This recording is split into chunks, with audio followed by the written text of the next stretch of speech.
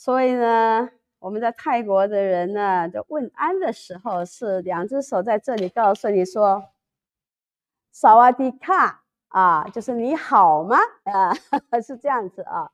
所以呢，这个我们说不同的文化哈，有不同的一个表达方式呢。那我们华人说你好，就是点着头，要不是握个手，是不是啊？那我在想说，我不晓得你们在座哈，我刚刚有跟几位核心同工来的见面谈话，有人说我来了这边10几年、20几年啊。那我不晓得我们在座呢，你们最长的有人30年在这地方的呀？有没有人超过30年的？没有啊，25年了，28年，哇，28年你是最资深的了，28。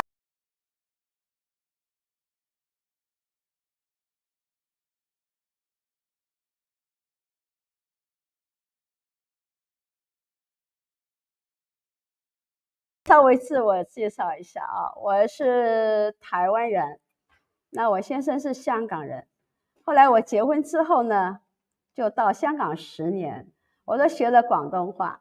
那神很感动呢，特别知道说我还要多学一种语言，又把我们拆到日本去，我要学日语，所以我到日语去开了教会。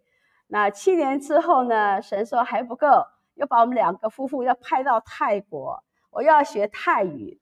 所以一待在泰国待了24年，所以你看上帝很奇妙啊、哦，很幽默。所以我人呢还没有到70岁，头发全白了。所以我说过去学了太多语言，脑力用的太多了，白头发全部出来了啊。所以我说感谢主，我神的恩典是很丰富的。那我觉得说我们的海外华人啊，在不同的地区生活，在不同的地区生存哈。那如果说我们要去看，因为我想说，刚好 Kevin 跟 Esther 他们来到这儿，他们夫妇2个呢跟我们在泰国呢一起配搭10年，所以他们来到这儿，那刚刚好我老大呢又到瑞士工作、读书、结婚，所以我就飞到日内瓦去。我说日内瓦到这个斯洛伐克也不远吧？到维也纳1个半小时飞机。那我说我顺便来看一看，就没想顺便来就跟你们分享见证了。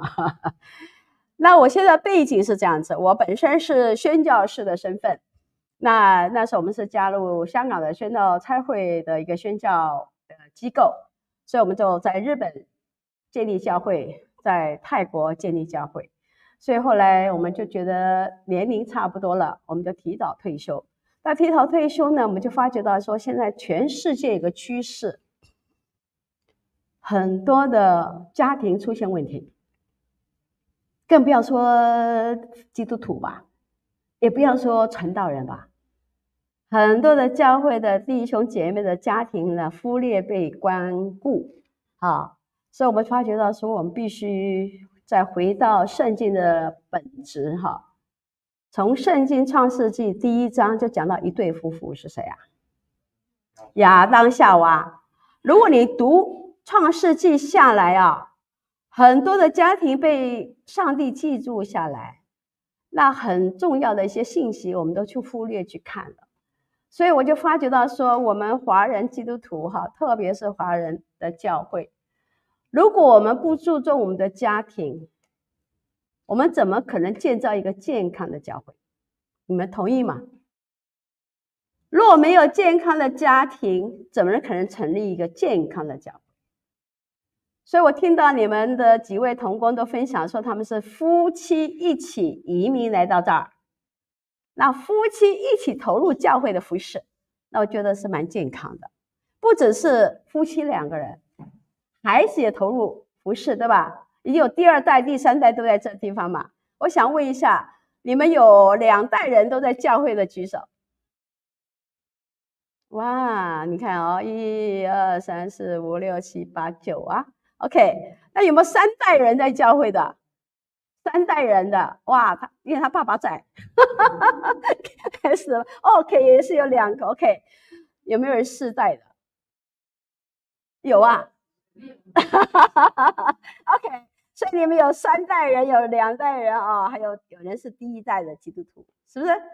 第1代的家庭。我们都是离乡背井，来到海外打拼。所以我就想跟你们分享，事实上神已经把一个家庭放在我们面前给我们看的。所以我今天取个名字叫做蛮有见证的家庭。是谁呢？你们刚读的经文是谁？亚伯拉罕。等一下我操作一下。 OK very good 好，这个家庭呢就是3代人，亚伯拉罕、以撒、雅各的家庭。那圣经记载创世纪呢，叙述这个亚伯拉罕这个3代人他们的罪，还有他们蒙受祝福的，是代代相传的事实跟演变。那亚伯拉罕的顺服赐予他祝福，代代相传。那他的儿子呢就是以撒，他的孙子呢是雅各，曾孙呢是约瑟，还有他的兄弟。这个是在整个创世纪里头记载这一家人3代的人的故事。那我会喜欢讲圣经中的家庭呢，是希望帮助我们弟兄姐妹怎么样去看我们的家庭，怎么样为主活出来。你的家庭的见证呢，周边人看得到的时候，他会被吸引。他说大家的家庭都是吵吵闹闹，但是你们家不吵闹，虽然是吵闹，但是你们懂得怎么样去解决冲突，那对他们来讲很不一样的。我小时候我小时候常常看到我爸爸妈妈吵架。我们家呢常常发现什么事情呢？叫做小李飞刀的表演。什么叫做小李飞刀？我妈妈一吵起来就拿菜刀要射我爸爸，那我爸爸要躲也躲不到，他就拿剪刀来射我妈妈，这叫做小李飞刀啦。所以我跟我姐姐2个躲在桌底下，所以从小就知道说父母吵架孩子受影响，那个受伤也有。所以在那种成长的过程当中呢，我更加体验到一个家庭是离异的话，或者是夫妻不懂得怎么样去爱护对方的时候呢，带给孩子的影响是蛮大的。所以我自己亲身体验。那后来就是因为18岁后来信主啦，知道说父母的问题，接纳他们的问题，接纳他们为什么会吵，也接纳说他们也是罪人，所以我们就饶恕他。那我们也求神来赦免我们，也原谅我的父母那我们就很自然就跟父母就和好了那我们要看看创世纪，你看这几个家庭，你们可以看到投影片我给你们看一下创世纪的总纲刚刚我们的弟兄呢很衷心的把12章从第1节读到最后1节那你们读了吗？那我要稍微更帮助一下。创世纪的总纲呢里头讲到神的创造，讲到撒旦破坏家庭，还有讲到人的堕落，还有讲到耶和华应许然后拯救家庭。所以你们可以看到整个创世纪里头这几个家庭，我给你们看一下。神创造，然后撒旦蛇就破坏，夫妻2人彼此怀疑，彼此推卸，对吧？然后跟着呢几个家庭呢，有亚当，有亚伯，有以诺，有挪亚。然后神就呼召亚伯拉罕，就相当于你们在座每个人都是离乡背景的嘛，你们怎么会跑到这个地方呢？一定有你们的目标，你们的呼召，你们觉得我们要出去闯一闯那亚伯拉罕呢是神呼召他出去的，那跟着呢他的孩子以撒、雅各，然后跟着呢他的孙呢约瑟。所以你可以看整个创世纪的记述几个家庭，你看几个家庭，3代人4代人都在这地方。所以我们说亚当呢是受造族类的先祖，但是亚伯拉罕呢是蒙召族类的祖先。所以可以看到说亚伯拉罕呢不只是对基督教来讲很重要，对伊斯兰教也很重要，对犹太教都也重要，因为他们都同样承认亚伯拉罕。所以我们要看到不同的宗教，你可以追溯到亚伯拉罕的演变，导致后面你们可以看到他的家谱那我们先看看这个亚伯拉罕，神呼召他，第一次呼召他在乌尔的地点，当时他多少岁没有写，但是跟他一起同行的人呢是父亲塔拉还有侄儿罗德。所以这在新约里头就记载得很清楚，在使徒行传2章7章2到4节。那第二次呢，神呼召他是在哈兰。哈兰在哪里啊？现在你们知道在哪里吗？好，没关系，我等一下有地图给你们看。75岁，你们当中有人75岁的？有吧？林老师还没有到75啊？到了。他从台湾跑到这边来了，斯洛伐克啊。好，神呼召他出来啊，在创世纪12章1到4节，你看到啊。我很喜欢看那个圣经地图，然后很喜欢看把圣经地图跟对照现在的地图来对看的时候，很多的细节都可以告诉你哈。好了，给你们看到地图了，你们看得清楚吗？好，乌尔在哪里啊？在我红色的地方，你们看得到吧？有没有看到？啊，这里吧。那你们说看，这乌尔在哪个地方啊？伊拉克。有英文吧？你看到吧？这个伊拉克，这阿拉伯，然后这上面是伊朗，这是叙利亚，这是约旦。所以亚伯拉罕当时在乌尔这地方，神呼召他出来，离开他本地本族。好，那你可以看下面，给你们看一下啊。这是当时乌尔。他们很多人那时候的崇拜那个的祭拜那个神庙当时就有了，但是呢，亚伯拉罕本着只认神耶和华，所以神要他离开本族本地本乡。他离开之后呢，往哪里去啊？哈兰在哪里了？在哪里了？给你看一下。OK， 哈兰在这里了。从这乌尔骑骆驼来到这个哈兰就从伊拉克往叙利亚方向去了所以你们看到读旧约圣经跟现在的地图对照看的时候，你可以慢慢看神在做一些事情。所以你们可以看到经文怎么说，圣经怎么说呢？你要离开本地和亲族，往我所要指示你的地方去。所以你们看亚伯拉罕是不是跟你们的生命很相像啊？你们在座的人离开温州啦、浙江啦，有没有人是从东北的？中国东北的有没有？有没有人是东北人啊？没有，都是南方人，华中华南。是不是？好，全部都来到这个地方，叫做中欧还是东欧？东欧还是中欧？东欧。OK， 那你们就可以写你们的故事好了，你们就从中国到了东欧，中欧，斯洛伐克。OK， 斯洛伐克是中欧还是东欧？东欧。OK， 有些人说我不要叫东欧，我要中欧。OK，Anyway， 都可以了好，那我们来看看他带着神的呼召，他听神的话，那神怎么跟他说呢？当时圣经记载的是谁呢？我把这个图片给你看。刚刚有记载说，圣经记载他跟他爸爸，对不对？还有他的侄儿离开本地本族本家，所以神给他一个呼召是什么？你们看得到吗？读得到吗？能读的话一起读可以吗？请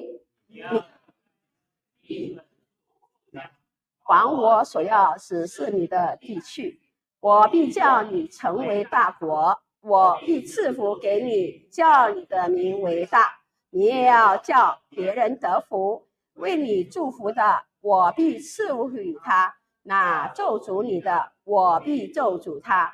地上的万族都要因你得福。你们有没有这个盼望有吧？有没有啊？不要跟我点头啊！有没有啊？有什么意思呢？你们要去祝福别人啦，不只是亚伯拉罕被这祝福，你们要去祝福别人啦。你们就代表亚伯拉罕离开本地本族本家，来到斯洛伐克，成立一个华人教会，要祝福周边3000人的华人，为他们祷告，很不容易。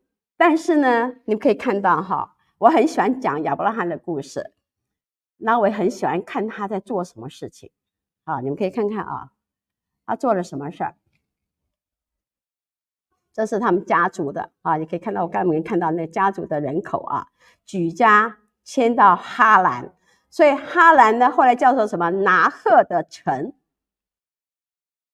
拿鹤的城，这个哈兰很重要哎。以撒的老婆从哪里来啊？从哈兰嘛。啊，这个地方他要叫他去，他的仆人去哈兰帮他找媳妇儿啊。是不是？所以我们当中有人爸爸，你要派人去回中国去帮你的儿子找媳妇儿，就是这个意思。OK， 好，跟你看一看啊，就是这个意思啊。好，那我们来看看哈，当神呼召他从乌尔到哈兰的时候，下一个步骤去哪里呢？还不是停在哈兰呢？经到哪里？只是他去谁要他去的地方，你们看到我那个线路有没有？那个地方是什么地方？迦南地的一个城市叫什么？示剑。看到没有？看到没有？还没有看到啊？我再按一下。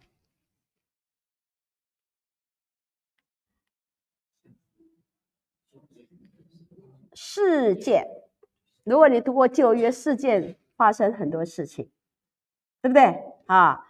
但是呢，亚伯兰经过那地，到了示剑摩利亚橡树那里，那是迦南人住在那块地。耶和华向亚伯兰显现，说什么？我把这个地赐给你的后裔哦。他没有说我把地赐给你耶，我要把地赐给你后裔耶。所以呢，他听到神这么说的时候，他第一个回应是什么？你们还没有看到经文，第一个回应是什么？还没那么快，还没那么快，跳好几步了。好，亚伯兰就在那里为他显现的耶和华筑了一座坛。筑坛的意思是什么？献祭之外，表明是什么？献祭为的是什么？为的是什么？感谢嘛。哎呀，主啊，我感谢你，感谢你要把这块土地给我，有感恩的心献祭。然后呢，因为感谢神向他的显现，圣经写的嘛，耶和华向亚伯兰显现说，他不只是说而已，还有显现，还要跟他讲说，我要送你一样东西，这个地方是要给你后裔的，就是一个感恩的祭回献，所以他献足坛了。好，这是亚伯兰第二次的动作，所以我是要做什么？筑了第一座坛。你们知道他筑了几座坛？考你们，考不出来我继续再说。所以我讲了一篇道，叫做筑坛的人亚伯拉罕，他筑了好几座坛，我今天要跟你们分享。好，再来，筑了坛呢，是因为要感恩神的显现，然后呢，跟着呢，神就继续带领他到哪里去？从那里他又迁到伯特利东边的山，支搭帐篷，西边是伯特利，东边是爱。他在那里又为耶和华筑了一座坛。这时候做什么？除了这个座坛干嘛的？求耶和华的名。所以这一座坛是第几座啊？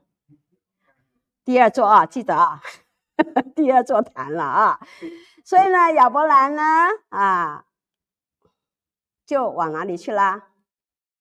又往南地去了。好，你们知道伯特利是什么意思？有没有人知道伯特利是什么意思？不知道没关系。这一同在 OK， 等一下给你解释啊。因为我们现在先讲一下，那为什么他往下去呢？为什么往南地呢？有原因的，因为那个地方遭遇饥荒，因为饥荒甚大，亚伯兰就下埃及去了，在那里暂居啊。所以你可以看到，他从南地下来，看到那地方没有东西吃了。我去过以色列那里，真是没东西的，是鸟不生蛋的地方，都是沙漠地，很厉害很厉害的地方，找不到可以吃的哈，他就往埃及，埃及是比较丰富的城市啊。那他慢慢往那边去的时候，我们再试试看的，再求啊。刚刚就是说，在第二座坛的时候呢，第二座坛的时候，他往伯特利去，对不对？然后他跟神求告啦，求告之间呢，在13章有一段的小故事。小故事是讲什么？罗德要离开谁呀？亚伯兰，对不对？啊，离开的时候呢，神又对亚伯拉罕说的话了，说什么？他说了什么？罗德离别亚伯兰以后，耶和华对亚伯兰说什么呢？更具体哦，从你所在的地方，你举目向东西南北观看，凡你所看见的一切的地，我都要赐给你和你的后裔，直到永远。所以你看这边很清楚了，不只是说要给你后裔，前面那边读的12章的时候说给你后裔，但是这边讲得很清楚，要给你和你的后裔直到永远。所以这个很明显的就是说，以色列人为什么现在那么多的不同的支派回归到以色列，就是凭着亚伯拉罕神对他说的话，所以这就是他们的属于他们的地，他们才回归到以色列哈。那我们说这个含义是什么呢？它的含义就是说，神告诉他，我们不要只看眼前的物质上的利益，那要尊重永恒的心灵上的扶持。还有呢，彻底回应神的呼召，从亲情分别为圣，就回到神命定的路。所以亚伯兰神再一次跟他说，再一次跟他立约。那今天我没有讲，不会跟你讲说亚伯拉罕之约，那是另外一个神学的问题啊。但是我今天会稍微解释一下，神是很注重家庭的。但是呢，他不只是说那块土地要给你，他还说什么话？说的什么？我也要使你的后裔如同地上的尘沙那样多，人若人数上地上的尘沙，才能数上你的后裔。所以神告诉他，你起来，纵横走遍这块土地，因为我要把地赐给你。所以在13章里头写的。所以亚伯拉罕更加的把握说，神真的是要赐福给他，不是一次说，还是2次说，还是3次说。所以更加的确认，更加的确实神要赐给我这块土地。那怎么样呢？他听完之后呢，又在搬家了。亚伯兰又在搬家了。 OK， 告诉你了，他搬了很多家啊。好，来我们来读一下他要搬到哪里去了啊。亚伯兰就搬了帐篷，来到希伯伦那地的橡树那里居住，在那里为耶和华筑了座坛。那这是第几座啊？第3座了吧？OK 啊，你要记得，以后有人问你啊，亚伯兰筑了几座坛啊？你可以数算几座坛了啊。第3座坛啊，那希伯人的意思是什么？希伯人的意思呢，是一个叫做友谊，给你看一看它的意思哈。友谊联盟，所以这个希伯人这个名字啊，慢慢在这个出埃及记之后，在约书亚记之后，跟着到列王记上下，到撒母耳记上下，希伯人常常出现的地方，很重要的地方。这个地方呢，希伯人是亚伯拉罕在此跟亚摩利人曼利、以斯各，还有呢亚乃结盟，也在这个地方接待了神的使者，还有呢为所多玛这个城市祷告。然后呢，亚伯拉罕又做什么事情呢？有点像我们华人很喜欢买土地是不是？后来亚伯拉罕呢，在此购置了一块土地来安葬谁啊？撒拉。也成为他们家族的墓地。这个希伯伦也葬了亚伯拉罕，也葬了以撒，也葬了雅各，也葬了拉结，也葬了他们所有家族的人，现在还在以色列那里，还有墓在那里。连伊斯兰教清真寺里头也注明说，这是亚伯拉罕的坟墓，这是拉结的坟墓，这是雅各的坟墓，他们都还是尊重的，还是在哦，不是没有哦。所以那是个考古来证实啊，圣经所说的每一件事情是真的，出现过的，是不可磨灭的哈。所以你可以看到说，为什么考古学的证明圣经的可靠性就在这个地方。所以我常常会去看一些的圣经考古，就是说帮助我们跟人家分享圣经的一个真实性、可靠性、可信性。这个考古，圣经考古就很重要了哈。那所以呢，亚伯兰就在那里呢，在筑了第3座坛，对不对？他就搬了帐篷啊，然后来到希伯人曼利橡树须树，那棵树是很大的，很大很大，我们人大概是在树的小干，很大的一棵树哈。所以等于说这个希伯人呢是一个很重要的地点，所以你们拿好，这是亚伯兰的一个经历哈。那我今天讲说3代人嘛，他的儿子叫什么名字啊？以撒，对吧？那以撒呢，筑不筑坛呢？筑坛啊，他不止筑坛哎，他也做什么事情啊？哎，不错，我听到有人说了，挖井的人啦，对不对？啊，他又挖井啊，又搭帐篷啊，为什么要挖井啊？沙漠地带没有水就等于死了嘛，是不是？你没有水你怎么生活呀？所以挖井是很重要，不单单事实上亚伯拉罕本身有挖井，只是没有特别记载，是到后来以撒那个时候他就讲了嘛。好，我们一起来读看他怎么说的。好，请哦。以撒从那里上别是巴去，当夜耶和华向他显现说：“我是你父亲亚伯拉罕的神，不要惧怕，因为我与你同在，要赐福给你。”并要为我仆人亚伯拉罕的缘故，使你的后裔繁多。以撒就在那里筑了一座坛，求告耶和华的名，并且支搭帐篷。他的仆人便在那里挖了一口井。所以你可以看到哈，这个你看到棵树跟井的关系，还有呢，他的第3代，这棵树很高的橡树，就是那么高。你看那个人，有没有看到那个人很小啊？这个人在这里呀，那棵树多高啊？几丈尺，对不对？你看他们可以在那里搭个帐篷啊。你看这个人举高手指这么小树根而已啊。所以可以看到呢，有些时候圣经记载的时候，我们去看有这些的背景的话，可以帮助我们更加了解圣经的真实性。然后再下来搭石头的话，又是谁呀？你们知道是谁吗？雅各啊，我给你们看3代人做什么事情啊。来，雅各做了什么事儿？来看看啊，雅各从巴旦亚拿回来的时候，平平安安的到了迦南地的示剑城，在城东支搭帐篷，就用100块银子向示剑的父亲哈莫的子孙买了支帐篷的那一块地，在那里筑了一座坛，起名叫以利以罗以色列。所以这块土地呢，赐给谁啦？雅各把这块土地赐给了约瑟。约瑟的骸骨就葬在这里。所以你可以看到圣经记载的东西很细腻的。那我们要花心思去读的时候，你可以看3代人都在筑坛。那筑坛的意义是什么？好，我们看看雅各筑坛的意义。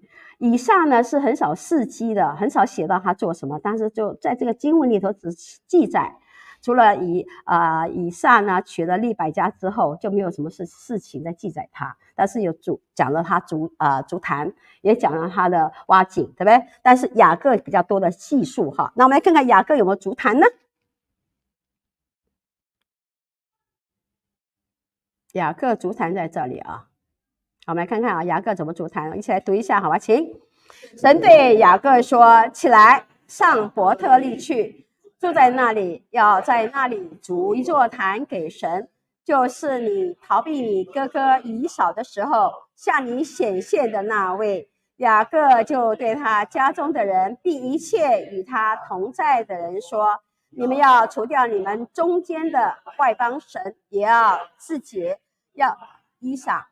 我们要起来上伯特利去，在那里我要筑一座坛给神，就是在我患难的日子里应允我的祷告，在我行的路上保佑我的那一位。他在那里筑了一座坛，起名叫以勒伯特利，就是伯特利之神的意义。因为他逃避他哥哥的时候，神在那里向他显现。3代人同做一件事情，筑坛。筑坛的意义是什么？对我们来说，敬拜，还有呢，感恩，还有呢，祷告祈求，是不是？那我来问你们，学了之后怎么应用呢？筑坛跟你现代人有什么关系？好，有人谁说了家庭祭坛。好，那我也不问你们，免得你们尴尬。你家里有没有祭坛 ？OK， 这个我问到很多人，我就不要让大家尴尬的情景出现啊。OK， 好，那我们看新约怎么说啊？我们每一个人都要成为君尊的祭司。一起来读吧，这是圣经的话。大家听。也就像活石被建造成为灵宫，做圣洁的祭司，借着耶稣基督奉献神所悦纳的灵祭。唯有你们是被拣选的族类，是有君尊的祭司，是圣洁的国度，是属神的子民，要叫你们宣扬那召你们出黑暗入奇妙光明者的美德。所以本身来讲说，亚伯拉罕、以撒、雅各筑坛，就很清楚说他是要成为一个祭司。弟兄姐妹，你们每一个人都是祭司，同意吗？同意。那同意的话要做什么呢？祭司，好，祭司的意义是什么呢？怎么样应用？通常我就说，讲完道的人，他要希望大家听完道之后，怎么应用在我们的生活上？那这样是才能活出圣经所说的精髓。我们怎么实行出来嘛？圣经讲嘛，不要单单听到，也要什么行道嘛，要活出来嘛，对不对？所以呢，我这边讲，我们既然成为祭司的话，我们应该做什么行动呢？人人是祭司，家家要有祭坛。那我有6个建议给你们。第一个，展开行动，在家里筑起家庭的祭坛。那 ACTS 呢，就是说在祭坛的，在做家庭祭坛的有4样事情。A 呢就是敬拜， C 呢就是认罪， T 呢就是感恩， S 呢就是代求。4个层面。再说一次， A 是什么？敬拜。 C 呢 confess 认罪， T 呢 thanksgiving 感恩， S 呢 supplication 代求啊，为自己祷告，为别人祷告。这就是祭坛一个很重要内容啊。你要问内容吧。你家里有小孩，你也可以看他们有个小小祭坛的一个，我们叫做家庭时间、敬拜时间哈。第二个呢，让主居首位，在你们家让主居首位，行起成为一个圣洁的祭司，让我们家凡事以主居首位。每个人就像那个哥罗西书来读一下，也是经文哈，一起读，请。使他可以在凡事上居首位，使他成为祭司，并不是肉体的条例，乃是造无穷的。所以第3个是什么？遵行真理，要读神的话语嘛，同享属天的基业。我去以色列到安息日的时候，他们都不煮饭的了，全家人就是聚在一起吃，然后祷告，然后读神的话语。完的时候，全家人走路，因为那时候交通车全部停驶，全家人就从他们的家里走到旧城的哭墙那边去祷告。全家人行动，他们到现在还是实行这样的一个行动。所以呢，我们看诗篇怎么说呢？他说：“凡敬畏耶和华、遵行他道的人，并为有福。你要吃劳碌得来的，你要享福，事情顺利。你妻子在你的内室，好像什么多结果子的葡萄树；你儿女围绕你的桌子，好像橄榄栽枝。”你看这个诗篇124篇已经把这个蒙福的一个情景写了出来了。好，这是3个啊，第3个啊。第4个给你们看一下，第4个是什么建议呢？堵住破口，家庭重建重整。就像摩西他也筑了一座坛哦，摩西筑了一座坛，起名叫做耶和华尼西，就是耶和华是我的旌旗。他知道我们每一个人家庭，我们有可能家人有人还没有信主的，他就是你要堵住那个破口，为他祷告，为家人祷告很重要啊。有时候你为他祷告的时候，你的家人有一天他还没有相信，但是有一天他因为你的行动，因为你的爱心，因为你的持续，他都知道爸爸妈妈为我祷告。像我两个女儿都嫁人了，他们也会祷告，但是遇到大难的事情、大急事情，赶快打电话，妈妈赶快为我祷告。等于说父母就成为孩子一个祷告支持者啊。你们做父母的，你们是你们孩子的代祷者啊，所以要为你孩子堵住破口很重要。第5个，代祷代求，当信主耶稣，你和你一家都必得救，这是带着应许的祈求啊。第6，全家侍奉，同心侍奉兴旺福音。至于我和我家，我们必定侍奉耶和华。我也刚刚为你们有10几位举手说是全家总动员的吧，对不对？1代、2代、3代，是吧？啊，那我觉得是很蒙福的哈，是真的是让我们就是说不只是说只有先生去服侍主，太太就不服侍，或者是孩子不管。那我觉得这样子变成说有些的教会有些的问题就是说用一个侍奉的一个理由，然后对家不管不问，那是很不健康的。要有一个平衡，有服侍也要眷顾家人，很重要的哈。所以等于说这是6点哈，供应给大家哈。那不只是家里的一个成为祭坛呐，教会是不是需要啊？教会需不需要啊？需要嘛，对不对啊？所以呢，这边讲到什么？我们来看看这个经文哈，哥林多后书说什么？我们真正的兵器本不是属血气的，乃是在神面前有能力，可以攻破坚固的营垒，又将人所有的心意夺回，使他们都顺服基督。事实上，神都愿意我们每个人都成为祭司，设立个人的祭坛，个人也要跟神祷告。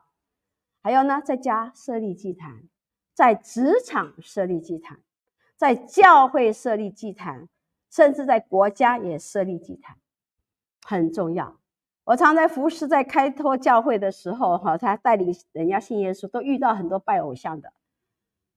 有些人他说：“哎呀，我们以前拜这个拜那个。”甚至有跟我讲，有些人说因为拜多了，他都被鬼附了。我说：“你不要叫我帮你去赶鬼，我可以赶鬼。但是呢，你们家人不能一起祷告，没有用的。”我说：“你要先为自己认罪祷告，你这个家里那个人才可以因为你们的祷告，因为你们的认罪，恶者才可以被释放出去。”所以为家人祷告很重要的。你不要跟我讲说家人还没有信耶稣，你要想想一下为什么他没有信，要回想说自己的生命是不是阻挡他信耶稣的那个人，要看清楚。如果你是阻挡他信耶稣的人，那就很麻烦了。譬如说我服侍一个家庭，一位姐妹很热心很爱主，但是她先生是算是家暴的一个人。但是这个姐妹呢，她说我怕我先生，我说好，我们一起为你祷告。让你先生不要再对你有家暴。他说不行啊，我先生对我家的小狗都有家暴。你听到没有？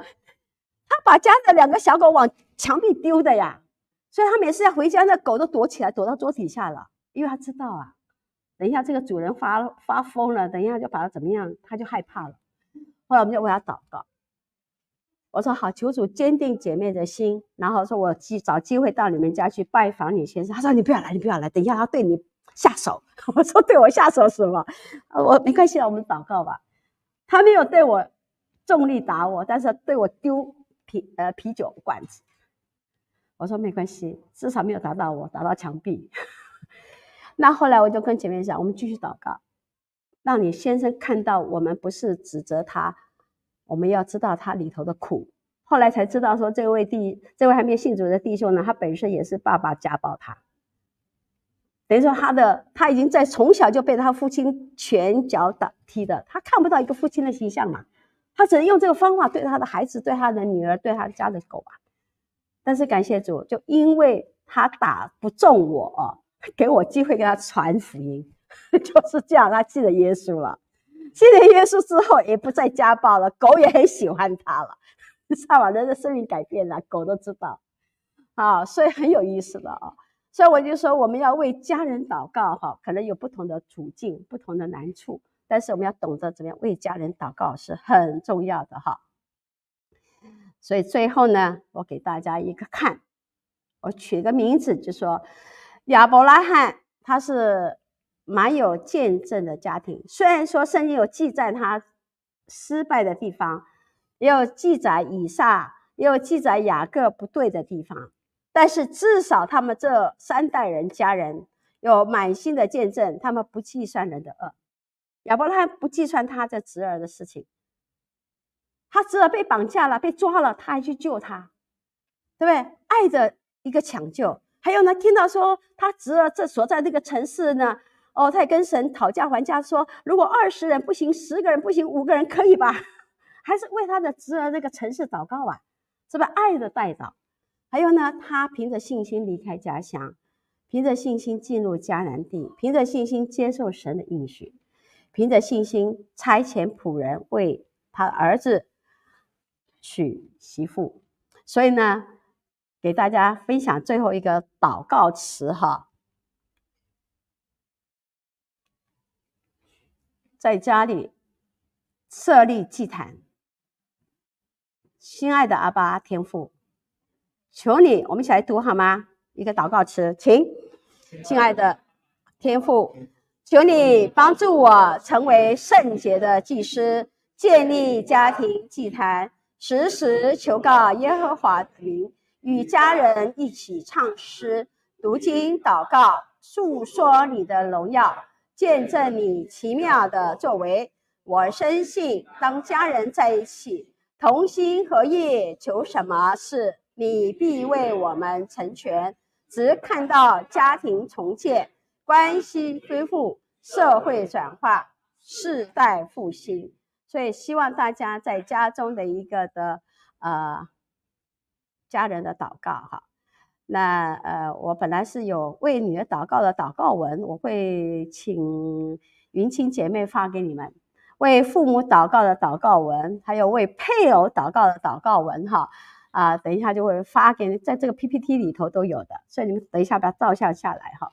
那我想说，最后呢，我不晓得我们在座的，你们家人还没有信主的，不论是你的配偶，不论你是的孩子，或是你父母的，在国内的父母的，为他们来祷告很重要。你会思想，这亚伯拉罕他蛮有见证，他怎么样来最后呢，我给你们看看啊。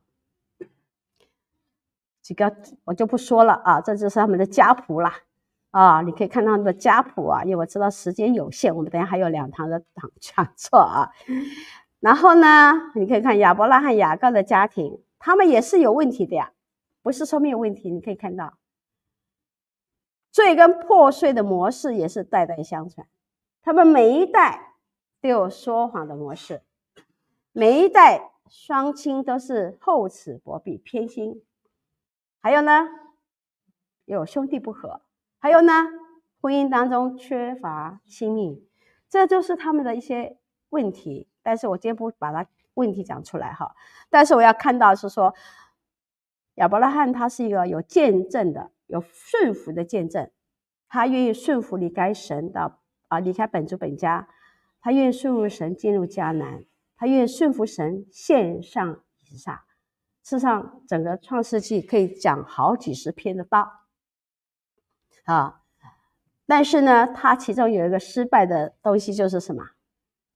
听老婆的话，过于听老婆的话，忘了听上帝的话，导致什么呢？导致他们有这叫做大老婆跟二老婆吵架，是不是啊？这个就不是我们今天讲的个话题了啊。还有失败的见证造成家庭冲突啊，娶了下甲又娶了，那就变成让下甲成为一个单亲妈妈哈，这个也是另外一个课题要讨论的哈。但是呢，我们要看看神透过这亚伯拉罕的生命给我们一些什么教训。亚伯拉罕虽为信心之父，能有跌倒的时候，我们都是蒙恩的罪人，却不完美，靠主恩典得胜，以致成圣，故也要以接纳的心对待周围的人，在主面前耐心等候，不要自作主张。所以我是希望大家就可以就是慢慢的怎么样去提醒自己，从神的话来提醒我们怎么样学习从他的生命当中他一些的失败，然后提醒自己。我也知道各位在圣法拉克打拼生活也不容易，但是你们在这里10年20年都这样过来了哈，那个华人教会也被建造起来，我为你们感谢神，不容易的刚刚跟几位弟兄谈的时候，更加知道你们在这边的一个处境实在不容易。我在日本的开放教会也是不容易然后后来到泰国开放教会也是有它的难度，每个地区每个国家都有它的不同的处境那我也是希望说神呢很看顾我们的家庭，家庭是我们的宝贝，家庭是神给我们的，家庭是给我们来为他活出那美好的见证，所以善待你的家人很重要所以最后呢，这就是送给大家为家人祝福，为你的儿女祷告的祷告文你们可以为儿女的祷告。有人说我怎么为儿女祷告，那你们可以等一下可以看你们教会的投影片里头，我会有这些存在你们的档案里头还有呢，再来就是为你的父母祷告。我不晓得你们出来，你们的父母还没有信耶稣，还是已经信了，他们也需要你们的祷告。我跟你们讲一个见证，我刚刚跟你讲说我父母是离异的，然后呢，离异之后呢，我跟我姐姐2个都嫁人了。嫁人之后，神呼召她去印尼宣教，去中国宣教，我就到日本宣教，到泰国宣教。有一年，刚好我在日本宣教结束之前，我妈妈突然中风，然后他们就说我要赶快回去帮忙照顾然后呢，医生说你妈妈大概只有2个礼拜准备后事吧，她还没有信耶稣。我那时候就很大胆跟上帝祷告，主啊，我跟我姐姐2个在做宣教，我妈妈跟我爸爸还没有和好，哎呀，她还没有信耶稣怎么办？我就跟神大胆的跟神祷告我说神啊，你就让我妈妈多活2年可以吗？2年就好了我很有信心这样宣告，2年让她信耶稣，让她跟我爸爸和好。那大家和好不容易，30多年常咒诅对方死掉没？你知道吗？他常在我面前，你妈妈死了没有？你爸死了没有？但是要咒诅对方我说我整天听到这些是咒诅的话语我说不要听这些话。但是我跟神祷告的时候，医生说只有活2个礼拜的生命，真的神应许了，让他多活2年。多活2年，我爸爸跟他和好，我妈妈受洗了，信主了，我爸爸也信主了。2年之内，神做了这个事情。弟兄姐妹，只要你跟神祷告，神会听见。为你家人祷告很重要，神看你的心摆在哪里为你的家人，为你的儿女，为你的配偶这就是配偶祷告。等一下我们讲配偶如何认识你的配偶怎么样彼此的认识的差异性等一下会再说这是为配偶的祷告文送给大家我们上帝赐给你有配偶，就是好好的为你的配偶祷告很重要。我们说婚姻呢是什么？一生的学习啊，家庭是要一世的珍惜，很重要的。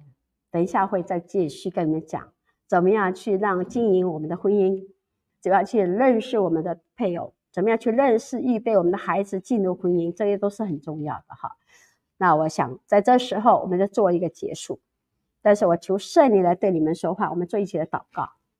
我不晓得我们在座的每一个人是不是都已经信主了还没有信主的话，你相信认识耶稣，你可以举手，我为你祷告。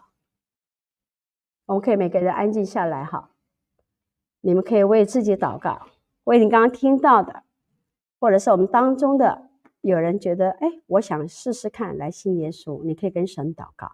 你想为你的家人祷告也是很重要，你现在就安静的时间来为你的自己、你的配偶、你的家人祷告。我想请 Kevin 弹一首，我们让圣灵在我们当中说话，来对你说话，让你成为一个家里的祭司，你是一个君尊的祭司，如何为家人来祷告，如何为自己祷告，让更加明白你的心意。你的生意也可以跟上帝祷告，神怎么样来祝福你的生意，同样神也要祝福你的家庭，只是说你要跟上帝祈求。当你要为自己祷告的时候，你把手放在你胸前，我就可以看到你需要，我就会为你祷告。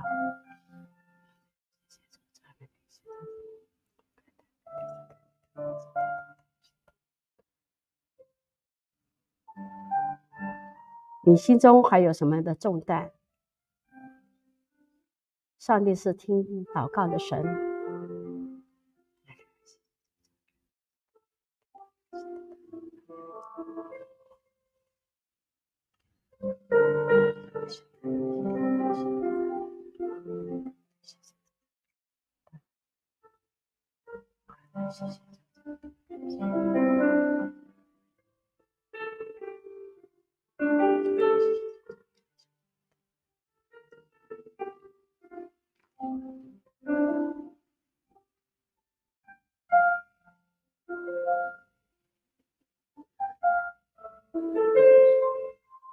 主耶稣，我们感谢赞美你，我们也相信你的圣灵现在就在这个会场当中。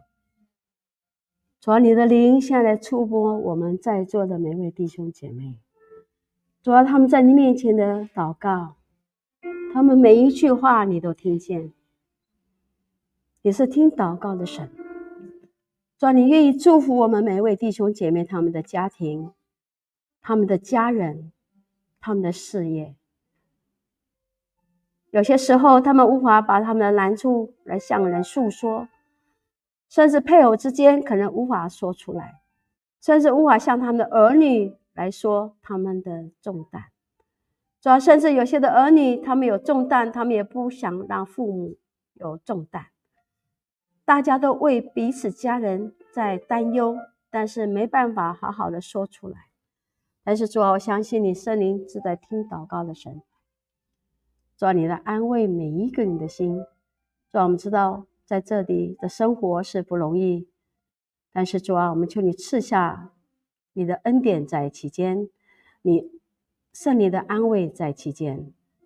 主啊，你的宝血来涂抹这该有病痛的，主啊，你来医治他们。主啊，就像孩子跟母亲跟你祷告，让我的母亲多活2年的时候，主啊，你都听见这个祷告。当他这样的呼求的时候，你都听见。主啊，我相信你也愿意听到他们在你面前的呼求，你要听见他们的呼求，以至于按着你的旨意来成就他们所呼求的。主啊，我谢谢你。主啊，有病痛的，我求你耶和华拉法，你是最伟大的医生，你来医治他们，医治他们的家人。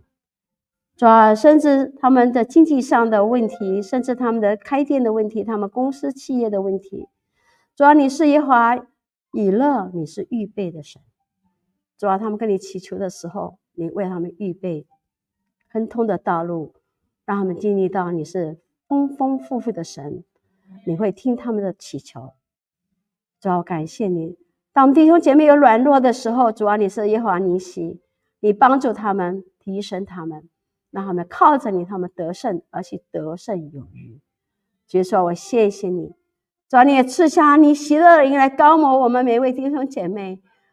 当我越赞美你的时候，你的祝福就临到，你的灵就充满这个地方，你的安慰，你来擦干我们所流的眼泪。主啊，我谢谢你，有些时候泪流不出来的时候，但是主啊，你已经在安慰他们了。我们谢谢你，谢谢主。主啊，你是那赐丰富的神。主啊，你怎么带亚伯拉罕经历过那么多地方，你赐福于他。同样的，主啊，你要祝福我们弟兄姐妹，怎么样，什么时候，什么的阶段离开中国，来到这里人生地不熟的地方，他们这边打拼。主啊，你怎么样祝福亚伯拉罕？主啊，我奉你的名来祝福我们每位弟兄姐妹在这边的打拼，他们要丰丰富富的来荣耀你的名，他们要得到你的祝福。主啊，他们手上所做的工作，你要坚定他们手上的工作，让他们在服事当中，在开拓事业当中感受到你是听祷告的神，你赐福的神。我们谢谢你，谢谢主，把一切每个人有声无声的祷告都交托在你的手里。主啊，按着你的应许，按着你的话语来坚定他们，来经历到说，主啊，你与每一位同在，你是以马内利的神。谢谢主，谢谢主，你听我们众人的祷告，我相信主啊，你在成就，你也在安慰。这样祷告祈求，奉靠耶稣的名，阿们。好，我把时间交给诗飞。